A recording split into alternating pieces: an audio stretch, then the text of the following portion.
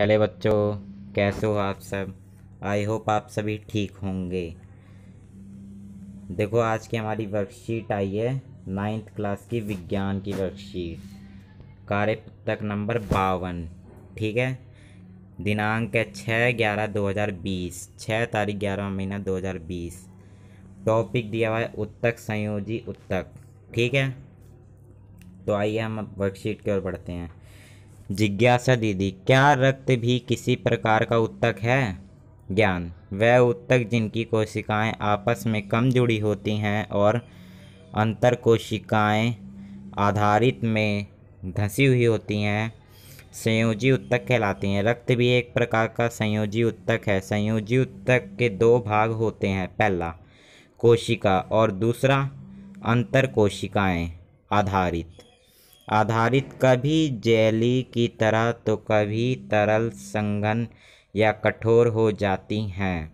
आधारित की प्रकृति विशिष्ट संयोज उत्तक के कार्य के अनुसार होती है। विभिन्न प्रकार के संयोजी उत्तक, तो आपको संयोजी उत्तक के मतलब जो पार्ट्स होते हैं, भाग, वो बता रखे हैं। ठीक है बेटा। तो संयोजी उत्तक के कौन कौन से भाग होते हैं, तो आइए पढ़ते हैं। पहला रक्त, दूसरा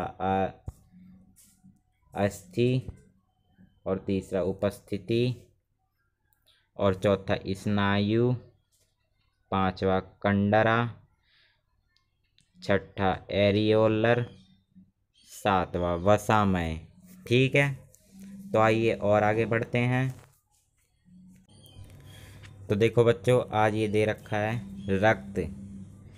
इसके तरल आधारित भाग को प्लाज्मा कहते हैं, जिसमें 3 प्रकार की कोशिकाएं आरबीसी, डब्ल्यूबीसी, रक्त, ठीक है, प्लेटीज, स्वतंत्र रूप से निलंबित रहती हैं। यह शरीर में विभिन्न पदार्थों जैसे O2, CO2, हार्मोन, अपशिष्ट, पचा भोजन आदि का एक भाग से दूसरे भाग में संवाहन करता है। संवाहन करता है यानी भोजन पचाता है। तो यही है, ये आपको चित्र दे रखा है। ये बनाने की ज़रूरत नहीं है, बस इसे समझना है आपको कि ये कैसे मतलब कैसे काम करता है, ये आपको इसमें दिखाया गया है। ठीक है। आइए आगे बढ़ते हैं। अस्थिति, यह मजबूर और कठोर उत्तक हैं। इसकी आधारिता कैल्शियम तथा फास्फोरस की वजह से कठोर होती हैं, जिसमें इसकी कोशिकाएं धसी होती हैं। यह उत्तक पंजर का निर्माण करता है, शरीर को आकार प्रदान करता है। यह मांसपेशियों और शरीर के प्रमुख अंगों को सहारा देता है। सहारा देता है, ये पोस्टर आप देख सकते हैं, इसमें कैसे अस्थिति को सहारा दे रहा है। ठीक है। हड्डी जो होती है, हड्डी किस कारण जुड़ी होती है? इसी कारण के लिए जुड़ी होती है बेटा, ये दे रखा है। ये आपको पढ़ के मतलब 2 से 3 बार आप ये पैसेज पढ़ोगे तो आपको ये समझ में आ जाएगा। ठीक है। अपस्थिति, इसकी ठोस आधारित प्रोटीन और शर्करा की बनी होती हैं, जिसकी वजह से यह मजबूर और लचीला उत्तक है। इसकी कोशिकाओं के बीच पर्याप्त स्थान होता है। यह नाक, कान, कंठ और श्वसन नली में भी उपस्थित होती है। यह अस्थियों के जड़ों को चिकना बना यांत्रिक सुरक्षा प्रदान करती हैं। यांत्रिक सुरक्षा प्रदान करती हैं। तो आइए इसको एक बार थोड़ा जूम करके देख लेते हैं। बेटा, ये वीडियो जो मतलब जो वर्कशीट आती है क्लियर नहीं आती है आपकी, इसलिए थोड़ा पढ़ने में मुश्किल है, लेकिन आपको ये बता देंगे। देखो, ये हड्डी दे रखी है जहाँ से आपकी ज्वाइन होती है हड्डियाँ, जैसे घुटना हो गया, कोहनी हो गई आदि। अस्थियाँ यानी ऊपर की अस्थियाँ जो जुड़ी हुई होती हैं, जहाँ से वो जुड़ती हैं। और तीसरा यानी इसका जोड़। ये देखो, ये पोस्टर दे रखा है कि ये कैसे जुड़ी हुई होती हैं। ठीक है, इसी प्रकार से जुड़ी हुई होती हैं। आइए आगे बढ़ते हैं। स्नायु एवं कंडरा, या रेशेदार उत्तक होते हैं। स्नायु में बहुत कम आधारित होती है। यह बहुत लचीला एवं मजबूत ऊतक है जो दो अस्थियों को आपस में जोड़ता है। कंडरा मजबूत तथा कम लचीला होता है। यह मांसपेशियों की अस्थियों से जोड़ता है। अस्थियों से जोड़ता है तो आपको ये दिखेगा नहीं अगर मैं पेन चलाऊंगा, इसलिए आपको मैं ऐसे ही समझा दे रहा हूँ। तो ये देखो, ये आपकी हड्डियाँ हैं, मतलब ये हड्डियाँ हैं जहाँ से आपकी जॉइन होती है। तो ये कंडरा जहाँ से आपकी जॉइन होती है वो कंडरा कहलाती है। अस्थियाँ मतलब जो आपकी हड्डियाँ होती हैं वो स्नायु, मतलब जो जहाँ से जुड़ी हुई होती है वो किस कारण जुड़ी हुई होती है वो स्नायु कहलाती हैं। ठीक है, तो आइए और आगे बढ़ते हैं। ठीक है बेटा, एरियोरल ऊतक यह अंगों के भीतर की खाली जगह को भरता है, आंतरिक अंगों को सहारा प्रदान करता है। यह त्वचा और मांसपेशियों के बीच रक्त नालिका के चारों ओर तथा अस्थियों मज्जा में पाया जाता है। अस्थियों में और मज्जा में पाया जाता है। तो आप देख सकते हैं ये किस प्रकार से पाया जाता है। ये देखिए, थोड़ा ये पढ़ने में मुश्किल है क्योंकि ये लिखा हुआ क्लियर नहीं दिख रहा।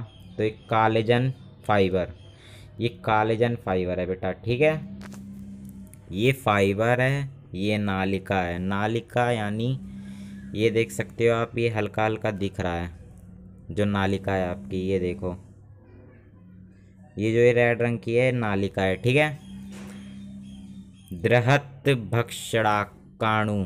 ठीक है, तो ये आपका ये चीज़ है, ये चीज़ पूरा। ठीक है, आइए आगे बढ़ते हैं। वसामय ऊतक यह शरीर के वसा का संग्रह करता है। इसकी कोशिकाएं वसा की गोलिकाओं से भरी हुई होती हैं। यह त्वचा के नीचे आंतरिक अंगों के बीच पाया जाता है जो ऊष्मीय कुचालक का कार्य भी करता है। ठीक है, तो ये वसा का ऊतक वसामय ऊतक कहलाता है। वसा जो आपके आंतरिक अंगों के बीच में पाया जाता है। ठीक है, ये भी ठीक है। उसमें कुचालक, ये ऊष्मा की कुचालक होती है।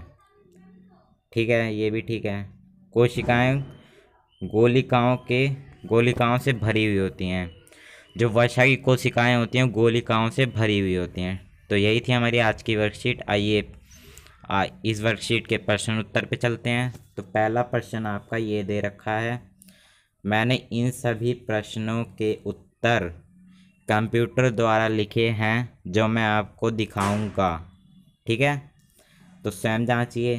पहला प्रश्न, संयोजी ऊतक क्या होते हैं और उदाहरण सहित समझाइए। तो ये देखिए, यह है आपका पहला प्रश्न, संयोजी ऊतक क्या होते हैं, उदाहरण सहित बताइए।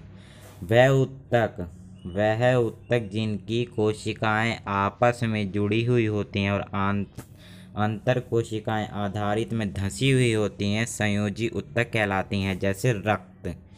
ठीक है, ये हो गया आपका पहला प्रश्न। आइए अब दूसरे प्रश्न की ओर चलते हैं। बेटा, प्रश्न मैंने वही लिखे हैं जो आपकी वर्कशीट में थे, बस इसमें उत्तर मैंने कंप्यूटर द्वारा लिखे हैं जिससे आपको पढ़ने और लिखने में परेशानी ना हो, बार बार वर्कशीट देखनी ना पड़े।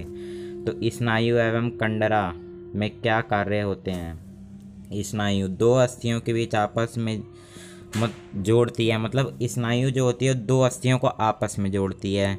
और कंडरा मांसपेशियों की कोशिकाओं से जुड़ी हुई होती है। ये थोड़ा यहाँ पे कट गया है, कोई बात नहीं, लेकिन यहाँ लिखा था जुड़ी हुई होती है। ठीक है, तो ये हो गया आपके पहले दूसरे प्रश्न। आइए तीसरे प्रश्न पे चलते हैं। ये है आपका तीसरा प्रश्न, एरिओरल ऊतक और उपासी कहाँ पाए जाते हैं। एरिओरल, ठीक है, त्वचा व मांसपेशियों के बीच पाए जाते हैं, रक्त नलिका के चारों ओर तथा अस्थिमज्जा में होते हैं। अस्थि मज्जा यानी आपका जो अस्थियां होती हैं उनके बीच में पाए जाते हैं। ठीक है बेटा, तो ये है उपस्थिति, तीन ही लिखा है, थी लिखा है। ठीक है, तो नाक कान कंठ, कंठ यानी आपका गला, और श्वसन नली। श्वसन नली यानी एक प्रकार से ले लीजिए आपकी नाक, आप जहाँ से सांस लेते हो, जैसे हम नाक से सांस लेते हैं, ठीक है, तो ये आपकी श्वसन नली कहलाती है। ये था आपका तीसरा प्रश्न। आइए चौथे प्रश्न पे चलते हैं। एक तरल आधारित वाले संयोजी उत्तक का नाम तथा उसके कार्य लिखिए। ठीक है, रक्त एक तरल आधारित वाला संयोजी उत्तक है या शरीर के विभिन्न पदार्थों का एक भाग से दूसरे भाग में संवाहन करता है। रक्त एक तरल आधारित वाला संयोजी उत्तक है। रक्त जो है मतलब पानी की तरह होता है एक प्रकार से लिया जाए तो, तब तरल आधारित वाला संयोजी उत्तक है। उत्तक है पर तरल है, तरल यानी पानी जैसा। आपको थोड़ा समझने में परेशानी ना हो इसलिए थोड़ा आसान बताया जाता है। यस, शरीर के विभिन्न पदार्थों को एक दूसरे भाग से संवाहन करता है। तो खून जो है, रक्त जो है आपके पूरे शरीर में है, ठीक है, तो ये आपके पूरे शरीर में फैला हुआ होता है। इसमें यही बताया गया है चौथे प्रश्न में। तो ये थी हमारी आज की वर्कशीट। आई होप आपको ये वीडियो अच्छी लगी होगी। अच्छी लगी है तो लाइक करें, चैनल पर नए हो तो सब्सक्राइब कर लें, ज़्यादा से ज़्यादा शेयर करें जिससे आपके आने वाली न्यू वीडियो की नोटिफिकेशन हर बच्चे को मिलती रहे। और हमारी सब्सक्राइब वाली बटन को ऑल पे प्रेस कर लें। ठीक है, good bye, you have a nice day.